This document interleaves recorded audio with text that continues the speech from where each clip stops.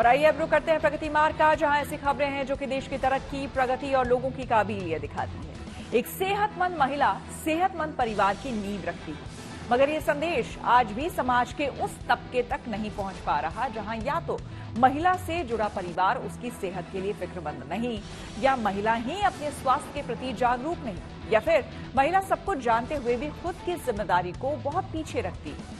ऐसे ही जाने अनजाने हो रही लापरवाही का शिकार वो खुद बीमारियों के रूप में झेल रही है। ऐसे में नोएडा का एक एनजीओ यहाँ की एक झुग्गी बस्ती में इन महिलाओं को सैनिटरी पैड की अहमियत बताते हुए इसके इस्तेमाल करने के लिए प्रेरित कर रहा है।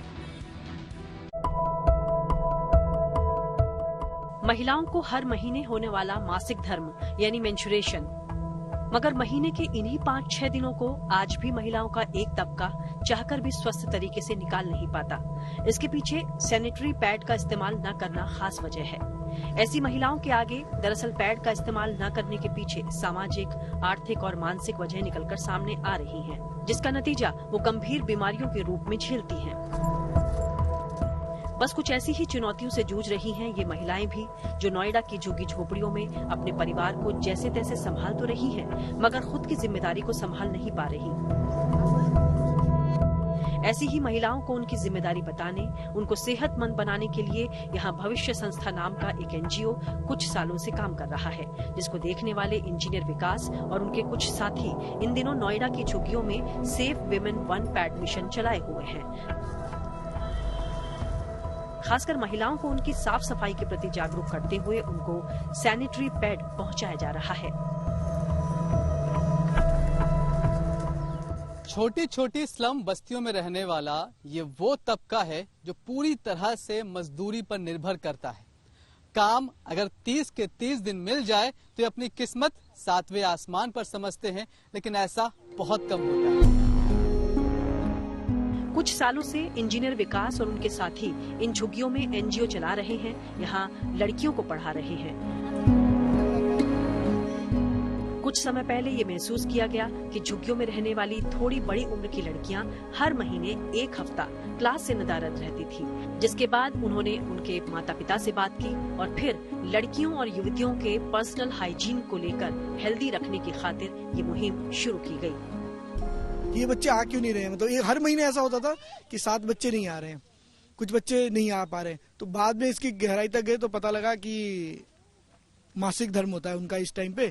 तो उनके घर वाले भी बहुत रिस्ट्रिक्शन लगाते हैं, कहीं जाना नहीं है, कहीं आना नहीं है। जैसे हमारे समाज में है बहुत तरह की चीजें, इस चीज को लेके मासिक धर्म को लेके जो भ्रांतियां फैली हुई हैं।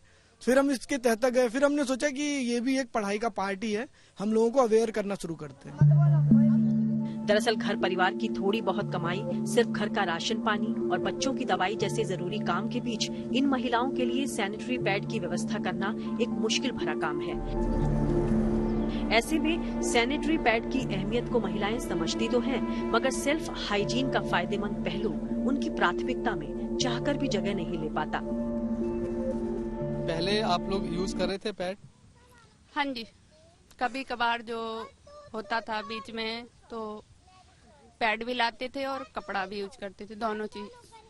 कभी बीमार नहीं हुई? उससे कोई दिक्कत नहीं? नहीं सर, उससे दिक्कत तो होती है, जैसे कभी इन्फेक्शन हो गया या खुजली हो गई, ये सब चीज होती है उससे। ये नहीं कि कुछ होता नहीं है, पर होता है। वहीं झुग्गी की महिलाओं को जागरूक करने के मकसद से इस एनजीओ के साथ डॉक्टर सुषमा तिवारी भी कुछ समय से जुड़ी हुई हैं, जो मानती हैं कि किसी भी महिला के बीमार होने का असर उसके पूरे परिवार पर पड़ता है। इसलिए महिलाओं को पर्सनल हाइजीन का ध्यान रखते हुए पैड जरूर इस्तेमाल करना चाहिए। उसमें हमने देखा है कि ज्यादातर महिलाएं जो बीमार होती हैं, उनका आर्थिक बोझ उनके परिवार पर पड़ता है, और इसीलिए ये बहुत जरूरी है। ये है बहुत छोटी चीज, लेकिन ये बहुत बीमार होने में उनके क्या एक बड़ा फैक्टर ये भी होता था? हाँ बिल्कुल बिल्कुल, ये एक बहुत बड़ा फैक्टर है और चीजों के अलावे, क्योंकि लोगों को पता है कि अपने आसपास सफाई रखनी है। ये अब धीरे धीरे सब लोग अवेयर हो रहे हैं, हर तबके के लोग। लेकिन हमारे जो भीतर शरीर की जो सफाई है, जो सही तरीके से हो, हाइजेनिक तरीके से, तो वो पैड के माध्यम से हो सकती है, क्योंकि कपड़े वगैरह यूज करने से तरह तरह की समस्याएं आती थी सब। वास्तव में पर्सनल हाइजीन कहने को एक बहुत छोटी सी बात है, लेकिन इसका ध्यान न रखने से दिक्कत बड़ी होने में भी वक्त नहीं लगता। इसी बात की गंभीरता को देखते हुए विकास और उनके साथी यूपी, बिहार और उड़ीसा के कई जिलों में 10,000 से ज्यादा महिलाओं तक पैड पहुंचा रहे हैं।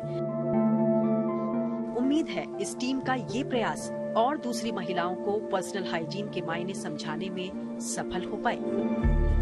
महीने में बमुश्किल 8 से 10,000 रुपए आते हैं, उसमें भी घर का, राशन का, बच्चों का खर्चा है।